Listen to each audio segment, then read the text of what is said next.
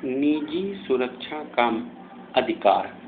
प्रत्येक व्यक्ति को अपने शरीर एवं संपत्ति की रक्षा करने का अधिकार प्रदान किया गया है। यदि इस प्रकार की सुरक्षा का अधिकार उपलब्ध नहीं होता है तो शायद उसका शरीर एवं संपत्ति हमेशा खतरे में पाए जाते हैं। शरीर एवं संपत्ति की रक्षा का अधिकार कानून द्वारा प्रदत्त है, क्योंकि राज्य पर भी व्यक्ति के शरीर एवं संपत्ति की रक्षा का दायित्व होता है। लेकिन कभी कभी ऐसी परिस्थितियां उत्पन्न हो जाती है जबकि किसी व्यक्ति के शरीर एवं संपत्ति के खतरे में होने पर उसके पास इतना समय नहीं होता कि वह राज्य से अपनी रक्षा के उपाय प्राप्त कर सके। अतः ऐसी परिस्थितियों में उसे निजी सुरक्षा के लिए कुछ तत्कालिक अधिकार प्रदान किए गए हैं, जिसका उद्देश्य भारत दंड संहिता की धारा 96 से 106 तक में किया गया है। निजी सुरक्षा के अधिकार को निम्नलिखित शीर्षकों में विभाजित किया जा सकता है, जैसे पहला है निजी सुरक्षा का अधिकार, दूसरा है निजी सुरक्षा के अधिकार के अपवाद, तीसरा है निजी सुरक्षा के अधिकार का विस्तार, चौथा है निजी सुरक्षा के अधिकार का आरंभ एवं अंत, उसके बाद है निजी संपत्ति की सुरक्षा का प्राइवेट प्रतिरक्षा में की गई बातें सेक्शन 96 है। 97 में है शरीर तथा संपत्ति की प्राइवेट प्रतिरक्षा का अधिकार। धारा 99 में अंतर्विष्ट निबंधों के अध्ययन हर व्यक्ति को अधिकार है कि वह मानव शरीर पर प्रभाव डालने वाले किसी अपराध के विरुद्ध अपने शरीर और किसी अन्य व्यक्ति के शरीर की प्रतिरक्षा करे। दूसरा, किसी ऐसे कार्य के विरुद्ध जो चोरी, लूट, रिश्ती या आपराधिक अत्याचार की परिभाषा में आने वाला अपराध है, या जो चोरी, लूट, रिश्ती या आपराधिक अत्याचार करने का प्रयत्न है, अपनी या किसी अन्य व्यक्ति को चाहे जंगम स्थावर संपत्ति की प्रतिरक्षा करे। 98, ऐसे व्यक्ति के कार्य के विरुद्ध प्राइवेट प्रतिरक्षा का अधिकार जो विकृत चित्त आदि हो, जबकि कोई कार्य जो अन्यथा कोई अपराध होता है उस कार्य को करने वाले व्यक्ति के बालकपन, समझ की परिपक्वता के अभाव, चित्त विकृत या मत्तता के कारण या उस व्यक्ति के किसी भ्रम के कारण अपराध नहीं है, तब हर व्यक्ति उस कार्य के विरुद्ध प्राइवेट प्रतिरक्षा की वही अधिकार रखता है जो वह उस कार्य के वैसा अपराध होने की दशा में रखता है। एक दृष्टांत है, यो पागलपन के असर में को जान से मारने का प्रयत्न करता है। यह किसी अपराध का दोषी नहीं है, किंतु को प्राइवेट प्रतिरक्षा का वही अधिकार है जो यह के स्वास्थ्य चित्त होने की दशा में रखता है। ख एक और इसी तरह का है, को रात्रि में एक ऐसे गृह में प्रवेश करता है जिसमें प्रवेश करने के लिए वह वैध रूप से हकदार है। यह सद्भावना पूर्वक को गृह भेद समझकर को पर अतिक्रमण करता है। यहाँ यह इस भ्रम के अधीन को पर आक्रमण करके कोई अपराध नहीं करता, किंतु को यह के विरुद्ध प्राइवेट प्रतिरक्षा को वही अधिकार रखता है जो वह तब रखता है जब यह उस भ्रम के अधीन कार्य न करना। अब एक होता है निजी सुरक्षा का अधिकार। निजी सुरक्षा का अधिकार, इसमें सामान्यतः कोई व्यक्ति किसी व्यक्ति के शरीर या संपत्ति को क्षति नहीं पहुंचा सकता, और यदि वह इस तरह के कार्य करता है तो वह दंडनीय अपराध माना जाता है। लेकिन धारा 96 के अनुसार ऐसा कोई कार्य अपराध नहीं है जो निजी सुरक्षा के अधिकार में किया जाता है। प्रत्येक व्यक्ति को यह अधिकार है मानव शरीर पर प्रभाव डालने वाले किसी अपराध के विरुद्ध अपने शरीर और अन्य व्यक्ति के शरीर की सुरक्षा करें। किसी ऐसे कार्य के विरुद्ध जो चोरी, लूट, रिश्ती, आपराधिक अत्याचार की परिभाषा में आने वाला अपराध है, या जो चोरी, लूट, रिश्ती या आपराधिक अत्याचार करने का प्रयत्न है, अपनी या किसी व्यक्ति की संपत्ति की चाहे वह चल हो या अचल सुरक्षा करे। ये धारा 97 है। उसके बाद यहाँ यह उल्लेखनीय है कि जब कोई अभियुक्त निजी सुरक्षा के अधिकार का अभिवाह करता है तो वह उसे अपने इस अधिकार को साबित करना होता है। फिर जबकि कोई कार्य जो अन्यथा अपराध होता है, उस कार्य को करने वाले व्यक्ति को बालकपन, समझ की परिपक्वता के अभाव, चित्त विकृत या ममता के कारण या उस व्यक्ति के किसी भ्रम के कारण अपराध नहीं है, तब हर व्यक्ति उस कार्य के विरुद्ध निजी सुरक्षा का वही अधिकार रखता है जो वह उस कार्य के वैसा अपराध होने की दशा में रखता है। ये धारा 98 है। उसके बाद पागलपन। ख पागलपन के असर में क की मृत्यु कारित करने का प्रयत्न करता है। ख किसी अपराध का दोषी नहीं है, किंतु क की निजी सुरक्षा का वही अधिकार है जो वह ख के स्वास्थ्य चित होने की दशा में रखता है। अब इसमें से कुछ केस है। अब केस जो हम लोग देखते हैं उसमें देखा गया है, पहला केस है योगेंद्र मोरारजी बनाम स्टेट ऑफ गुजरात के प्रकरण में शरीर की प्राइवेट प्रतिरक्षा के संबंध में कतिपय सामान्य सिद्धांतों का प्रतिपादन किया गया है जो निम्नलिखित है। पहला है, प्राइवेट प्रतिरक्षा का अधिकार ऐसे किसी कृत्य के विरुद्ध नहीं मिलता जो भारतीय दंड संहिता के अंतर्गत अपराध नहीं है।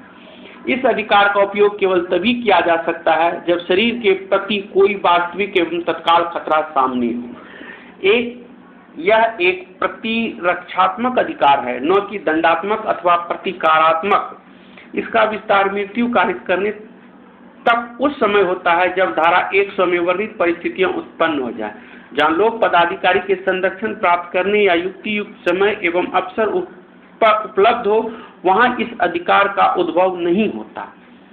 अब एक आता है डोमिनिक बनाम स्टेट ऑफ केरल के मामले में उच्चतम न्यायालय द्वारा यह भी निर्धारित किया गया है कि निजी सुरक्षा के अधिकार का प्रयोग करते समय निम्नलिखित बातों को ध्यान में रखना आवश्यक है। इस अधिकार का प्रयोग करते समय किसी व्यक्ति को उतनी अपहानि से अधिक अपहानि कारित नहीं की जा सकती जितनी प्रतिरक्षा के लिए आवश्यक है।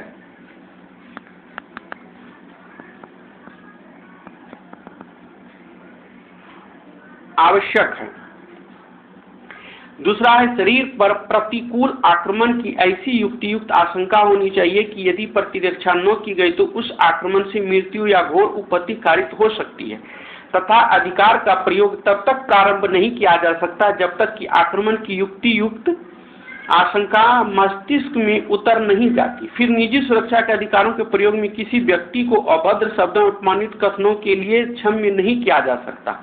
निजी सुरक्षा के संबंध में निम्नलिखित महत्वपूर्ण मामले हैं। पहला मामला है रोज का मामला। यह इंग्लैंड का मामला। इसमें अभियुक्त ने गोली चलाकर अपने पिता की मृत्यु कारित कर दी थी, यह समझकर कि उसके पिता उसकी माता की गर्दन काट रहे हैं। यह धारण किया गया कि अभियुक्त को अपने पिता की प्रतिरक्षा करने का पूर्ण अधिकार था। उसके बाद दूसरा मामला है कंपनसरे का मामला। इसमें एक लड़के ने इतना गर्द गुब्बारा उड़ाया कि राहगीरों को क्षति पहुंची। अभियुक्त ने उन राहगीरों में से एक था। उसने उस लड़के की पिटाई की। धारणा किया गया था अभियुक्त ने जो कुछ भी किया वह निजी सुरक्षा का अधिकार में प्रयोग किया।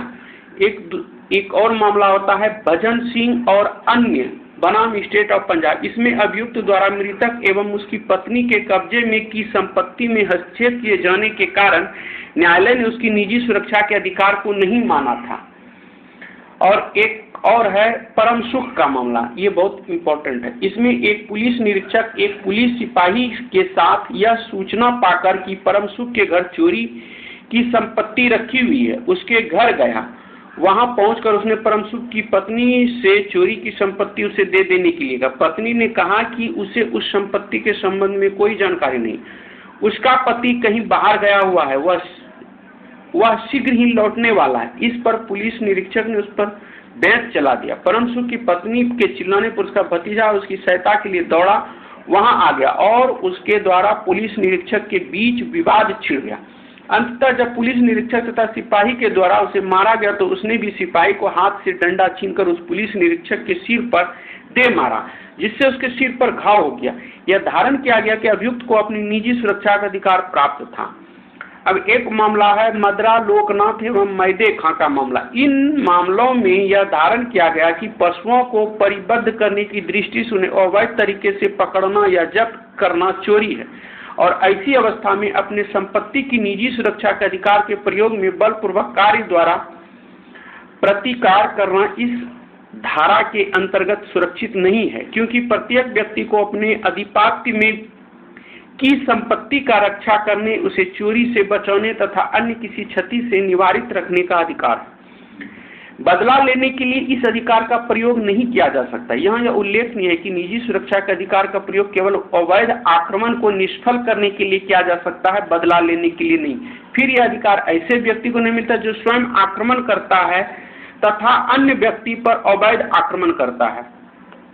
इसमें एक मामला आ जाता है जयपाल बनाम स्टेट ऑफ हरियाणा के मामले में उच्चतम न्यायालय द्वारा यह अभी निर्धारित किया गया कि प्राइवेट प्रतिरक्षा के अधिकार ऐसे व्यक्ति को नहीं मिलता जो स्वयं आक्रमण करता रहा है। अभियुक्त अस्त्र शस्त्रों से सुसज्जित थे, उन्होंने परिवादी पक्ष पर आक्रमण किया जिससे परिवादी पक्ष में से किसी की मृत्यु कारित हुई। परिवादी पक्ष के पास न तो कोई अस्त्र शस्त्र और न उसके पास कोई हमला किया गया।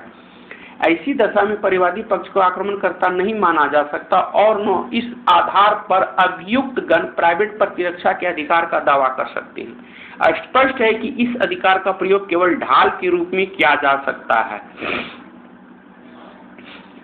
अब दुष्ट कृतियों में निजी प्रतिरक्षा का अधिकार, धारा 97 में प्रयुक्त भाषा से यह स्पष्ट है कि निजी प्रतिरक्षा का नियम दुष्कृतियों पर लागू नहीं होता, लेकिन निजी प्रतिरक्षा के सिद्धांत इस प्रकार है कि उन्हें दुष्ट कृतियों में भी ग्राह्य किया जा सकता है।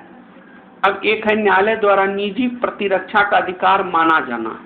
यहाँ यह उल्लेखनीय है कि निजी प्रतिरक्षा के अधिकार का अधिकथन सदैव अभियुक्त द्वारा किया जाना आवश्यक नहीं है। परिस्थितियों के आधार पर न्यायालय स्वयं यह मान सकते हैं कि अभियुक्त द्वारा निजी प्रतिरक्षा के अधिकार का विधिवत रूप से प्रयोग किया गया था। निजी प्रतिरक्षा के अधिकार को साबित करने का भार अभियुक्त पर होता है। अब एक सेक्शन होता है 99, इसमें दिया गया है कार्य जिनके द्वारा विरुद्ध प्राइवेट प्रतिरक्षा का कोई अधिकार नहीं है। यदि कोई कार्य जिससे मृत्यु या घोर उपत्ति की आशंका युक्त रूप से कारित नहीं होती, सद्भाव पूर्वक अपने पदभास में कार्य करते हुए लोक सेवक द्वारा किया जाता है या किए जाने का प्रयत्न किया जाता है, तो उस कार्य के विरुद्ध प्राइवेट प्रतिरक्षा का कार्य अधिकार नहीं है, चाहे वह कार्य विधि अनुसार सर्वथा न्याय अनुमत न भी हो। यदि कोई कार्य जिससे मृत्यु या घोर उपत्ति की आशंका युक्त रूप से कारित नहीं होती, सद्भाव पूर्वक अपने पदभास में कार्य करते हुए लोक सेवक के निर्देश से किया जाता है या किए जाने का प्रयत्न किया जाता है, तो उस कार्य के विरुद्ध प्राइवेट प्रतिरक्षा का कोई अधिकार नहीं है, चाहे वह निर्देश विधि अनुसार सर्वथा न्यायानुमत न भी हो। उन दशाओं में जिनमें सुरक्षा के लोक प्राधिकारियों की सुरक्षा प्राप्त करने के लिए समय है, प्राइवेट प्रतिरक्षा का कोई अधिकार नहीं है। इस अधिकार के प्रयोग का विस्तार, किसी दशा में भी प्राइवेट प्रतिरक्षा के अधिकार का विस्तार उतनी अपहानि से अधिक अपहानि तक करने तक नहीं है जितनी प्रतिरक्षा के प्रयोजन से करनी आवश्यक है। अब स्पष्टीकरण है दो गो। एक है कोई व्यक्ति किसी लोक सेवक द्वारा ऐसे लोक सेवक के नाते किए गए या किए जाने के लिए प्रयत्नित कार्य के विरुद्ध प्राइवेट प्रतिरक्षा के अधिकार से वंचित नहीं होता, जब तक कि वह यह न जानता हो या विश्वास करने का कारण न रखता हो कि उस कार्य को करने वाला व्यक्ति ऐसा लोक सेवक है। दूसरा स्पष्टीकरण है कोई व्यक्ति किसी लोक सेवक के निर्देश से किए गए या किए जाने के लिए प्रायश्चित किसी व्यक्ति के विरुद्ध प्राइवेट प्रतिरक्षा के अधिकार से वंचित नहीं होता, जब तक कि वह यह न जानता हो या विश्वास करने का कारण न रखता हो कि वह उस कार्य को करने वाला व्यक्ति ऐसे निर्देश से कार्य कर रहा है, या जब तक वह व्यक्ति उस प्राधिकार का कथन न कर दे जिसके अधीन वह कार्य कर रहा है, या यदि उसके पास लिखित प्राधिकार है जो जब तक कि वह उस ऐसे प्राधिकार की मांगे जाने पर पेश न कर दे। अब एक है निजी सुरक्षा के अधिकार के अपवाद, जिसको हम नेक्स्ट वीडियो में बताएंगे। तब तक के लिए धन्यवाद।